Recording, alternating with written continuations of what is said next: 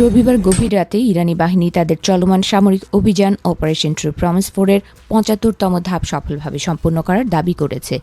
এই ধাপে তারা ইসরায়েলের বিভিন্ন সামরিক স্থাপনা এবং সৌদি আরবের আল খার্জ এলাকায় অবস্থিত যুক্তরাষ্ট্রের প্রিন্স সুলতান এয়ারবেজে হামলা চালিয়েছে বলে জানিয়েছে। ইরানি বাহিনীর এক বিবৃতিতে বলা হয়, এই অভিযানটিতে উন্নত ব্যালিস্টিক ক্ষেপণাস্ত্র ব্যবহার করা হয়েছে। তাদের দাবি ক্ষেপণাস্ত্রগুলো নির্ভুলভাবে নির্দিষ্ট লক্ষ্যবস্তুতে আঘাত এনেছে। নির্দিষ্ট গোয়েন্দা তথ্যের ভিত্তিতে ইসরায়েলি সেনাদের নতুন মোতায়েন এবং বিভিন্ন গোপন অবস্থানকে লক্ষ্য করে এই হামলা চালানো হয়েছে। এই অভিযানের একটি বিশেষ দিক হল এটি উৎসর্গ করা হয়েছে নিহত ইরানি কমান্ডারদের স্মরণে। তাদের মধ্যে রয়েছেন ব্রিগেডিয়ার জেনারেল আলী মোহাম্মদ নাইনি এবং হোজাতুল ইসলাম ইসমাইল খাতিব। বিবৃতিতে বলা হয়, এই হামলা শুধু সামরিক পদক্ষেপ নয়, বরং প্রতিশোধ এবং প্রতিরোধের